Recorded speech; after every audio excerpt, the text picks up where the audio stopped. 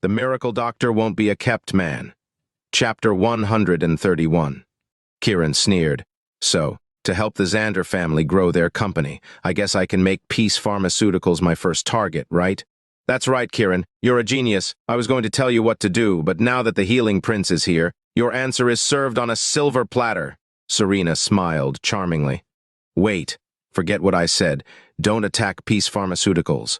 Serena immediately covered her mouth. Kiran looked at Serena with confusion when she suddenly changed her mind. Are you all right? I'm all right. Just don't attack Peace Pharmaceuticals. Serena shook her head. Why not? Isn't it owned by the Quinn family? Kiran was puzzled. It is, but just don't attack them, Serena insisted. Have you fallen in love with the young master of the Quinn family, so you're reluctant now? Kiran teased. No way. I'm afraid that you'll fall in love with Yvonne Quinn. After saying that, Serena covered her mouth as if she had said something she was not supposed to. Now I really want to know what this Yvonne girl looks like. Is she as beautiful as my Snow? Kiran would not pass up a chance to tease her. You can't fall in love with her. Serena was feeling anxious. Why can't I? I'm going to divorce Snow anyway, so I need to find someone to marry. Kiran teased Serena on purpose. I thought I was your backup. Plus, the Quinn family is your enemy. It's not like you don't know what kind of rotten girl Evelyn is. Yvonne isn't any better. Serena seemed annoyed. From Serena's words, it seemed like she was a bad person. Although Kiran had never seen Yvonne, he could tell from Serena's reaction that she must be one hell of a woman. Serena suddenly recalled something, so she said, By the way, Xander Corporation and Peace Pharmaceuticals are competing to enter the Bayville Medical Insurance drug list tomorrow. It's a fair competition this time. Not only will they compete in terms of price, but drug efficacy too. What time? Kiran's interest was piqued. 2 in the afternoon, in conference room 909 at Bayville Hotel. Kiran took note of it and said nothing. Serena had become uneasy after mentioning Yvonne. The two returned to Marin Court and went upstairs together. Serena really did live below Snow. Before leaving, she tugged on his arm with puppy eyes. Then she put up one finger, asking him to stay with her for an hour. Of course, Kiran rejected it. Serena dropped it without a fight. Kiran went up to Margaret's house. Rain was back. Her wound had healed, and Margaret had after he made sure he had nothing to worry about. He went back to Snow's place. The lights were on, but there was no one there except for the sound of running water in the bathroom. Kiran knew that Snow was taking a shower, so he did not disturb her. Upon seeing the documents spread out on the table, he walked over and saw the plan for tomorrow's bidding. The unit price for the drug changed 5 times. Originally, it was $3.50, but it became $1.20 at the end. The final price was written hesitantly as if it was written under compulsion. The number was like a stab to Kiran's heart. His chest hurt at the thought of the hardships Snow had gone through being in charge of this company. After being reminded of her parents' 15-year disappearance, he decided to contribute to Xander's economic growth and then leverage that advantage to draw out his enemy, enabling him to seek revenge in 3 months. Peace Pharmaceuticals was his first target. He had a direction now, which gave him peace of mind. At that moment, the bathroom door swung open, and dazzling white filled his vision. Chapter 132. What are you looking at? Snow was immune to Kiran's gaze and his expressionless face. Kiran felt a little awkward as he did not expect their divorce plans to fall through today. Snow was treating him indifferently, so he mustered up the courage to say, Don't worry about entering the Bayville Medical Insurance drug list. We can find other ways to make money. Snow rolled her eyes, ignoring his words as if she did not hear them. Kiran reiterated, From now on, I'll help Xander Corporation make money. No, thank you, Snow scoffed arrogantly. Didn't you say that I had to earn $100 billion to divorce you? Kiran purposely mentioned. Wham! Snow threw the towel in her hands at him. Go to hell! Kiran caught the towel. He knew that Snow was too angry right now to listen to anything he had to say, so he went to take a shower. Snow calmly packed up her documents and went into her room, completely ignoring Kiran's existence. After Kiran came out of the shower, he saw that her door was closed, so he went to his room. His feelings for Snow were complicated. The trauma of the ugly woman was still there, and the thought of getting divorced was still there too, but more than anything he wanted to protect her and repay the Xanders. However, after the Rain misunderstanding, Snow decided to treat him as a stranger. It was an awkward situation. When Kiran returned to the room, he saw newly bought pajamas on the bed, and his heart warmed up. Although Snow was ignoring him, she still prepared his clothes, which showed that she cared about him. Kiran changed into his pajamas and frustratedly picked up the secret records of Dragon's Mount to read it. The book told the story of Dragon's Mount's past. It began with an interesting verse. The mountain is not a mountain, and the dragon is not a dragon. There are no dragons in the mountains, yet there are dragons in the mountains. These words have been on his mind for a long time. According to his memory, Dragon's Mount really did have the energy of a dragon, but it was not anything impressive. Kiran put a stop to his train of thought and started reading. It contained all of the legends and stories of the past, as well as the flora and fauna of Dragon's Mount. It would be more fitting to read it as a fictional storybook. Without realizing it, Kiran dived into the book. About 2 hours later, Kiran finished the book but was disappointed to realize that he had not found anything valuable. He was about to go to bed when he heard crying sounds coming from Snow's room. Kiran was startled, and he immediately hopped off the bed to run to Snow's room. The door was unlocked, so he went in. The lights were turned off, and Snow was lying on the bed, fast asleep. It seemed like she was crying in her sleep. When Kiran got closer, Snow murmured, "Dad, Mom, where are you? I bought a car with the New Year's money you gave me. I sit in it every day because it feels warmth inside, and I imagine you're hugging me. But that pig, Kiran, destroyed my car. I miss you so much. I have to find you. Even if my life depends on it, I will find you. I miss you. I miss you." Boo-hoo. Her body was curled under the blanket like a helpless orphan. She was sobbing non-stop, longing to be hugged. Kiran's heart felt like it had been pricked by needles. He was reminded of when he was younger, alone and scared during the rainstorm. He would hide under the blanket too back then. The similarity was uncanny. Although Snow did not suffer as much as he did, she still lacked love from her parents. Only in her dreams could she reveal what she had been longing for all along. Kiran clenched his fists. Not only did the 3 major families harm the York family, but they also made Snow miserable. This woman had faced the same cruel fate as he did. The divorce was not going to happen. Men should hold up the sky for women. Knowing how to be appreciative was basic human decency. Just like Margaret, the things the Xander family had done for him were indescribable. Kiran got into Snow's bed and held her in his arms. Her entire body was cold. Chapter 133. Kiran caressed her back and poured his energy into her body. Her cold and stiff body was more relaxed now, and she fell asleep in Kiran's arms. Kiran could not sleep all night as his mind was occupied. If the 3 big families ordered their people not to mess with him, they must be holding back a big move. 2 days had passed now. In the past 2 days, Zenith's entire family was gone, which was a huge slap in the Ziegler family's face. The Marsh family were the only ones who had not suffered a loss.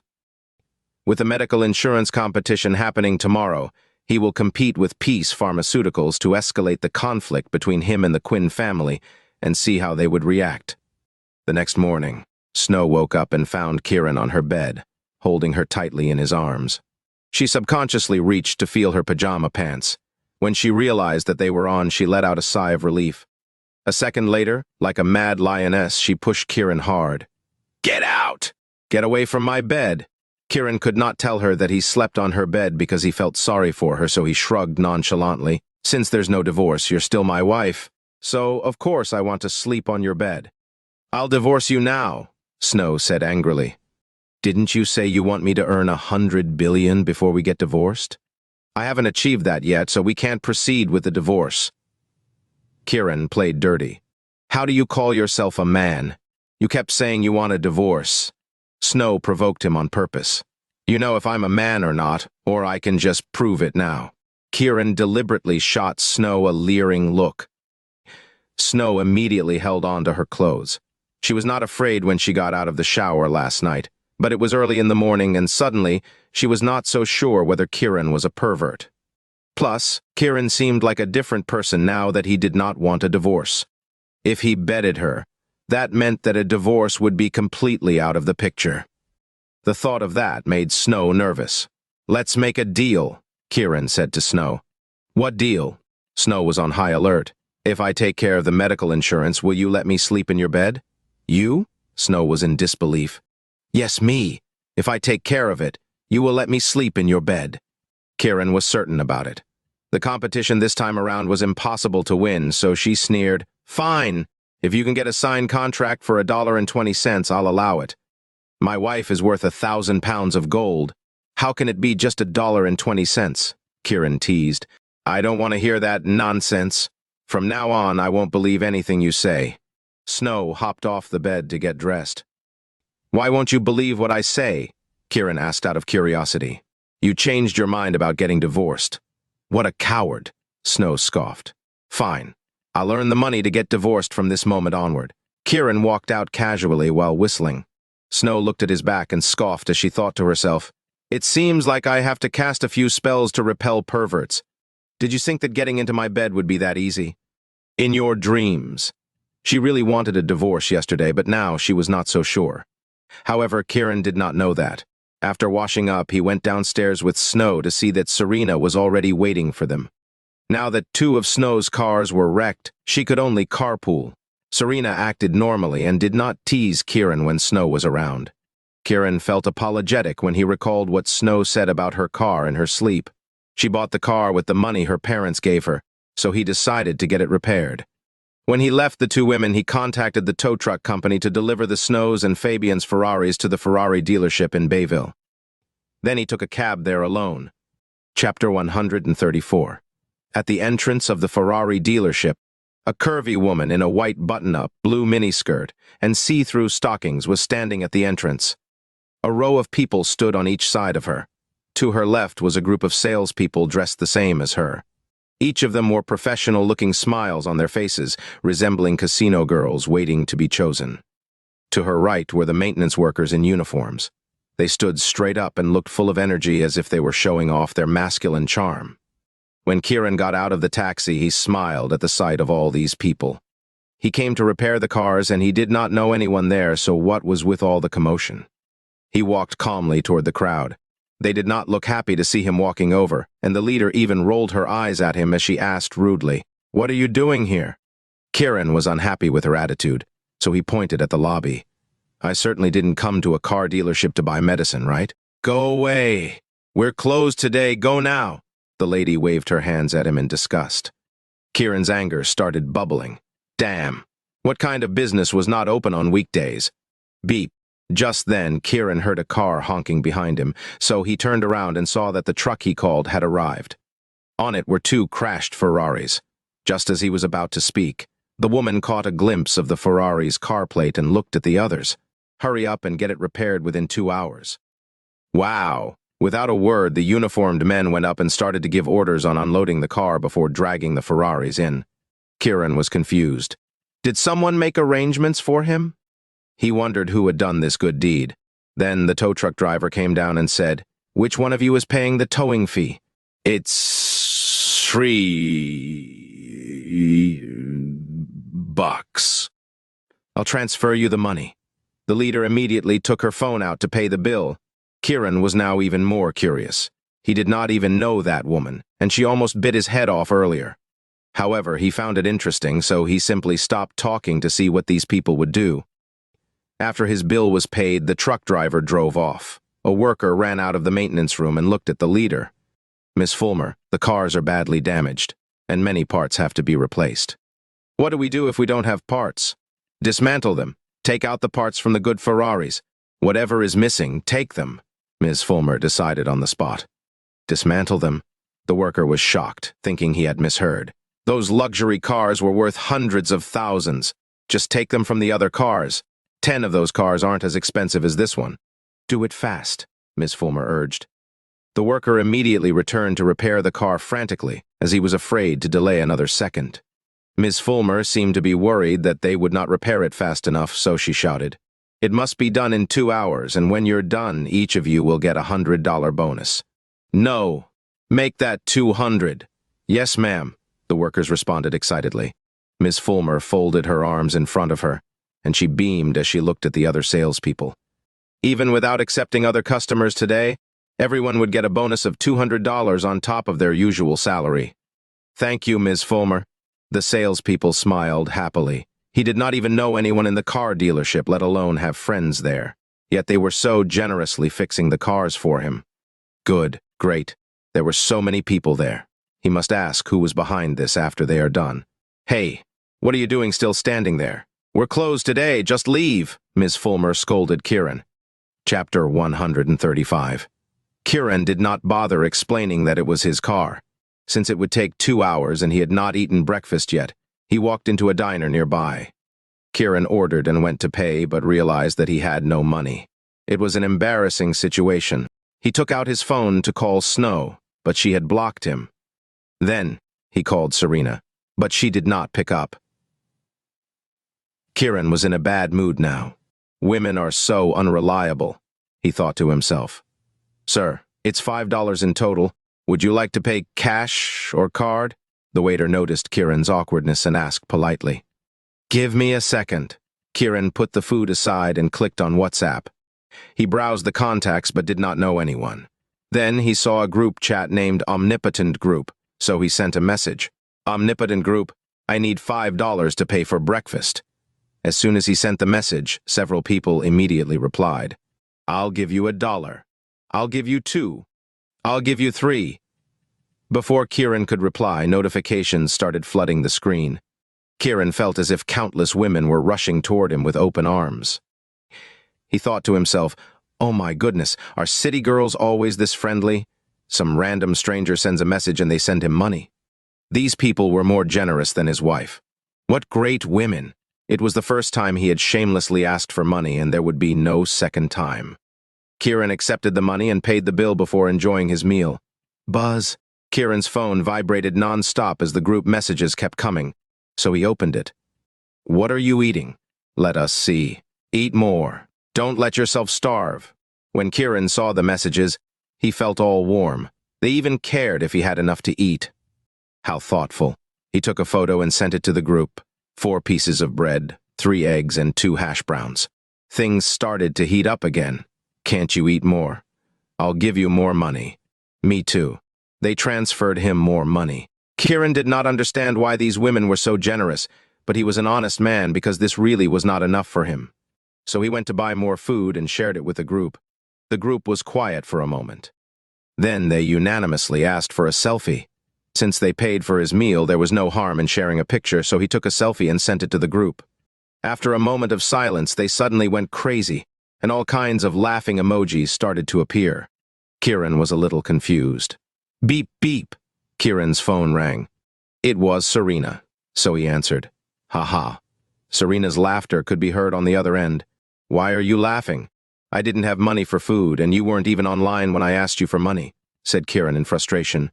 It's not like you starved. Look at how much money you have now, said Serena. True. Those women are so generous. They're better than my wife, Kiran said while eating. Theft.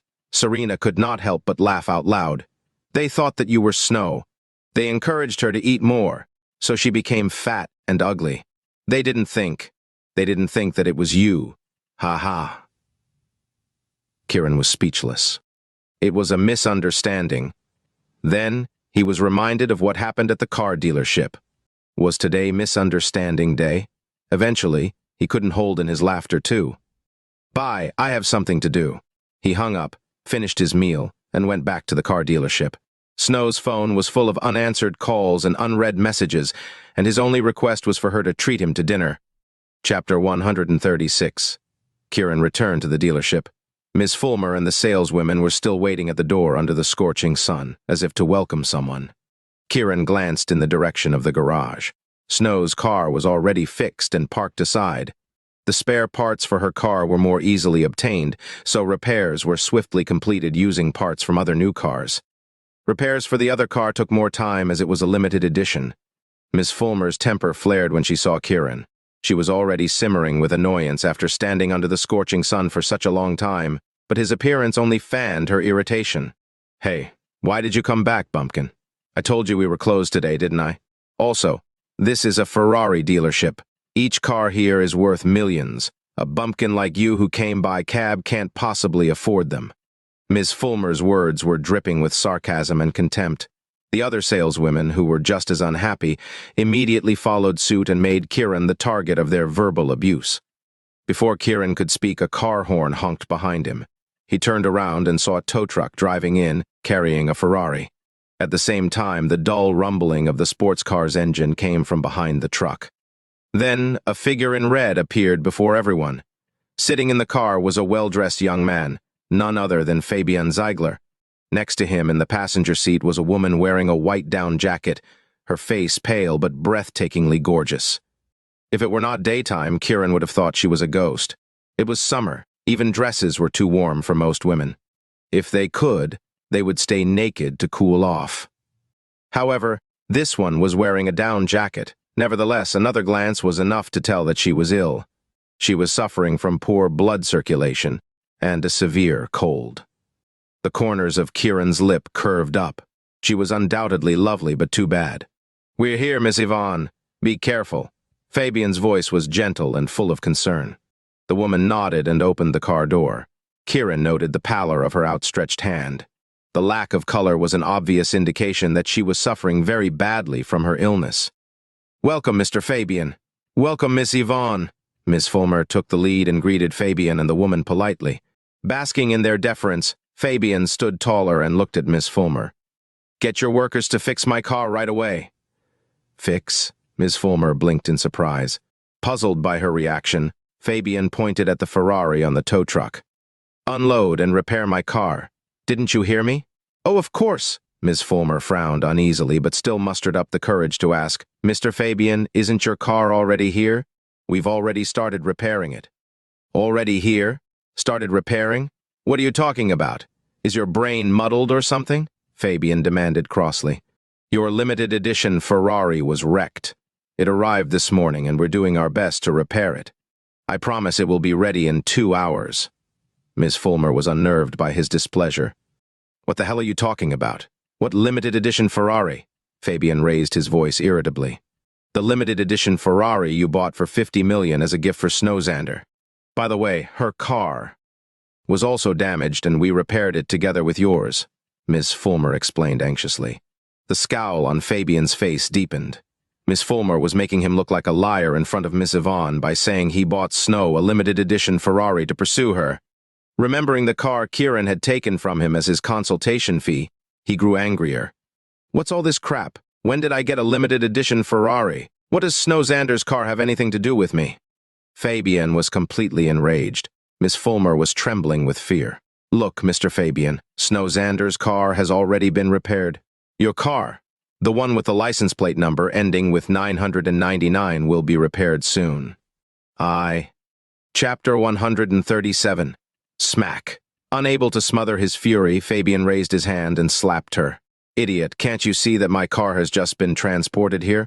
I don't give a damn about Xander's car breaking down." "Ah." Miss Fulmer wailed in pain and glanced frantically at Snow's sports car parked on the side. That was the sound of Snow's car being unlocked. Kiran jangled the keys and looked at Miss Fulmer. "You repaired my car without my permission. How are you going to compensate for that?" "His car? Repaired without permission? Compensate?" Unable to believe her ears, Miss Fulmer turned to the saleswomen beside her. When she saw that they were equally bewildered, she realized she had heard right. She was dumbfounded. It turned out that they had repaired the wrong car. They had wasted time repairing it, and now the owner was demanding compensation. How exasperating. Fabian was stunned to hear Kiran's voice. He blurted out, "Kiran York!" His voice shook, and his expression was wary and tense. At the mention of Kiran's name, Yvonne turned her head. "Yo, Fabian." Kiran's lip curled mockingly. "Well, why are you here?" There was an evident spike in Fabian's agitation. Miss Fulmer was freaking out over her mistake. The workers had dismantled several brand-new cars just to repair the 2 Ferraris. If this turned out to be a mistake, she would go mad. Those cars were worth about 50 million, which made her panic even more. Heedless of Fabian's reaction, she stepped forward and pointed at Kiran. You have to pay me 50 million in compensation." 50 million, huh?" Kiran smiled and looked at Ms. Fulmer for confirmation, pointedly ignoring Fabian's question. "Yes, 50 million, Miss Fulmer repeated hastily. Sure! Kiran nodded cheerfully and smiled at Fabian. She wants me to pay 50 million for the repairs. Mr. Fabian, I dismantled the parts of a dozen new cars just to repair his two. 50 million is really not much at all. Ms. Fulmer jumped in before Fabian could respond. Fabian's features were contorted with rage. He felt like grabbing her collar and screaming bloody murder in her face. At the moment, he could not afford to anger Kiran. He still shuddered at the thought of how Barry's limbs were severed. What frightened him even more was the Ziegler family's silence after Helena and Barry's deaths. With a forced smile uglier than his crying face, he said, "I don't want any money. Just take the cars with you." Too overwrought to notice the reluctance and pleading in Fabian's tone, Ms. Fulmer exclaimed, "But Mr. Fabian, those cars are worth 50 million!" Fabian's mouth twitched, and his heart bled as he cursed her foolishness inwardly. However, he knew that if he did not stop the loss right now, Kiran would make him pay an even larger sum. "Since Miss Fulmer insists, I'll pay," Kiran eyed Fabian. "How much do you think is appropriate?" Overwhelmed by the pressure from Kiran, Fabian took a deep breath, shook his head, and said, "It's all right, no need to compensate. I don't want any money." "Come on, let's not disregard Miss Fulmer's request, shall we? Just give me a number." Kiran looked like he refused to take no for an answer. Fabian was perturbed. His grandfather had told him to wait for 7 days, and this was only the 3rd day, so he had no choice but to fake a smile. "If you insist, 10 million would suffice." Ms. Fulmer covered her mouth in shock. Was Mr. Fabian serious? Had he lost his mind? 10 million for a loss of 50 million. Who is this person? Kiran nodded. "Let's up that number tenfold and make it 100 million then." Ms. Fulmer was relieved to hear this, and joy spread across her face. This meant she would make an extra 50 million. Fabian had no idea what Kiran meant, but he did not dare accept his money. Before he could decline, Kiran continued, "You need to pay me 100 million. Chapter 138. Give Kiran 100 million? Everyone at the scene was stunned. Ms. Fulmer even pinched herself to make sure she was not dreaming. The next moment, she flew into a rage and jabbed a finger at Kiran, her eyes bulging. "Have you gone mad from being broke? This is Mr. Fabian's dealership. We repaired your car, but you're asking us to pay you 100 million? You're..." Smack. An ear-splitting slap cut her off. Covering her stinging cheek, she gaped in shock and bewilderment at Fabian, who had struck her. "Shut up!" He shot her a sharp, murderous glare. She flinched and obeyed, not daring to utter another word. Fabian swung round to face Kiran, smiling in an ingratiating manner. "I'll pay you 100 million. The employees could hardly believe their ears. They had taken apart a bunch of new cars just to repair Kiran's, only for their work to end up being free labor, and they had to pay him 100 million instead. What was going on here? Was Mr. Fabian not in his right mind? Even Yvonne was staring at him incredulously. Fabian, the eldest son of the Ziegler family, one of the 3 big families, who was unofficially known as the Prince of Bayville, was quaking in his boots. He should have been the one to hit Kiran, and the latter would then grovel to him. However, it turned out to be the other way around. Fabian had no choice but to swallow his pain and frustration. When Barry angered Kiran, the latter demanded 100 million too. In the end, he harvested 500 million, as well as Barry's life. Kiran's feud with the 3 big families ran long and deep. Satisfying him was the only right thing to do now. Everything else was nonsense. Therefore, he had to keep Kiran appeased and stick it out for the next 4 days. He could only resign himself to his bad luck. He could not let history repeat itself. Fabian swiftly scribbled a $100 million check and presented it to Kiran with both hands and a forced smile. Amused by his pathetic expression, Kiran patted him on the cheek and said mockingly, "You're a promising one. Courage the cowardly dog." The corners of Fabian's mouth twitched, but he did not dare refute the name. He was completely humiliated. It was better to lose his dignity than his life. He could only grin and bear it. Kiran's gaze slid to Yvonne, and he suddenly asked, "Are you his girlfriend?" She blinked and shook her head wordlessly. Kiran was slightly disappointed. If she were Fabian's girlfriend, he would steal her from him on the spot and turn him into a cuckold. "Pity!" He wheeled around to face Miss Fulmer and the other employees. Although they had no idea who Kiran was, Fabian's behavior was enough explanation that he was the personification of danger. Sensing his gaze, they backed away with fearful expressions. "No need to be scared. I just want to ask you a question," he said coolly. Go ahead," Ms. Fulmer replied in a trembling voice. "I'm a bumpkin, aren't I?"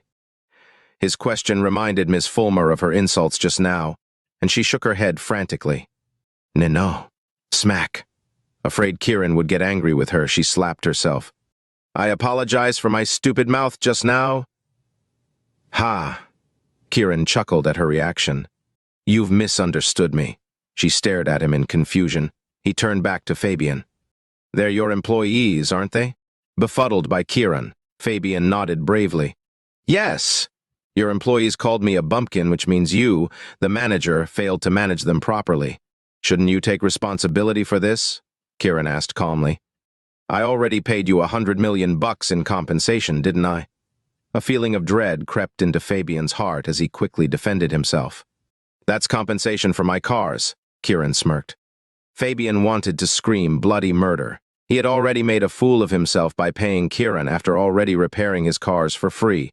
So what else did Kiran want? Holding back his fury, he said, "Ms. Fulmer already slapped herself and apologized just now. Isn't that enough?" Chapter 139. "I'm not satisfied with a mere apology," Kiran flatly repudiated his suggestion. Fabian's eyes widened. "Not satisfied? What do you? On your knees." With a roar, Kiran released all the energy in his body and let them weigh down on Fabian like a mountain. Fabian felt his legs give out, and he fell to his knees. Yvonne, Ms. Fulmer, and the other employees were all dumbfounded. Chagrined, Fabian tried to stand up, but when he saw the murderous look on Kiran's face, his terror got the better of him. Kiran regarded Ms. Fulmer and the others.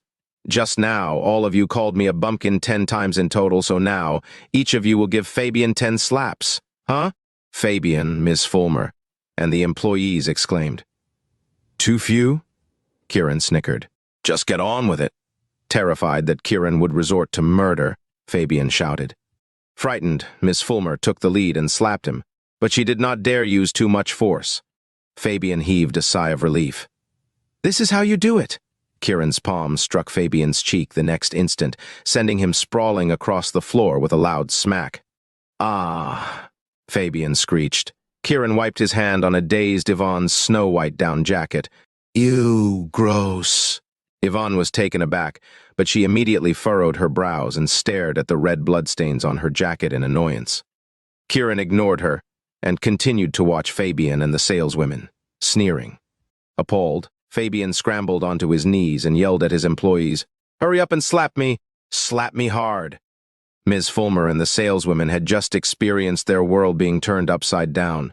They could not understand what Kiran wanted for the life of them, but they did not hesitate as they got to their feet and struck Fabian again, this time more viciously. Fabian was beaten to a miserable pulp. His face was swollen, and there was blood on his lips and on the floor. Honk! At this moment, repairs for the limited edition Ferrari were completed. The mechanic proudly honked the car horn twice to draw attention, but to Fabian it sounded like he was jeering at him. His heart was bleeding, his humiliation stabbing his body like a sharp sword. Kiran had shamed him. However, he did not dare to fight back. "Just stick it out," he kept chanting to himself. As for Kiran, he aimed to goad the 3 big families into taking action before the 7-day wait was over. This was a game, a psychological game. This was why Kiran was so brutal and unbridled. Sadly, he had underestimated Fabian's endurance. Dissatisfied, his eyes fell on Yvonne. "The virus in your body has been eating away at you for many years. You still have 3 months to live, so cherish them well." Yvonne frowned in surprise. Kiran glanced at Miss Fulmer. "Get someone to drive the limited edition Ferrari to Xander Corporation." Miss Fulmer nodded hastily and opened her mouth to give the order. "I'll drive," Yvonne offered. Kiran was surprised but did not refuse. He got into Snow's car, while Yvonne got into the limited edition Ferrari. Both of them started their cars and sped off. With a thud, Fabian collapsed onto the floor, all the energy leaving his body at once. "Ah!" His enraged, aggrieved bellow echoed throughout the dealership, sending shivers down everyone's spines. Miss Fulmer and the employees immediately took to their heels. abandoning their work to run for their lives. "Kiran York, you'll pay for this," Fabian roared. Meanwhile, Kiran was driving with a huge grin on his face. Yvonne caught up quickly and kept pace with him. The two looked like a pair of lovebirds flying side by side. Chapter 140. Yvonne matched Kiran's speed. Aside from an occasional glance at him, she remained quiet and gave off an aura of tranquility. Kiran was slightly curious about her. She seemed unaffected by the notion of life and death. Moreover, he was certain that she was from the Quinn family. Otherwise, she would not have been so calm when witnessing him torment Fabian just now. More importantly, she was definitely a woman with a great deal of worldly experience. However, none of this mattered to him because every member of the three big families deserved to die. Yvonne drove the car to the entrance of Xander Corporation. As she approached the gates, she honked the car horn and flashed the headlights, signaling she was pulling over. Kiran brought his car to a halt as well. Both cars stopped outside the company gates. Yvonne unbuckled her seatbelt and got out of the car. "I won't be going in. You know, in case your wife misunderstands." This was the first relatively formal instance they spoke with each other, and Kiran was surprised that she had a fun and humorous side. He merely responded with a faint smile. Yvonne was startled that he had chosen silence in the face of a gorgeous woman like her. Her pride triggered. The corners of her mouth curved into a perfect arc. "Will we meet again? I'd rather not. Why does that sound like you've fallen for me?" Yvonne smiled charmingly. Kiran shook his head. "Don't read too much into it. You know very well what I mean. A woman with only 3 months left to live is like a flower in bloom on its way to withering."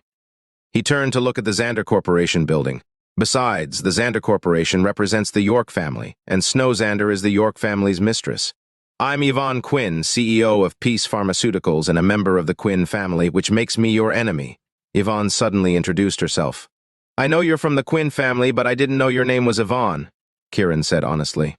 "Oh, you know me?" Yvonne was curious.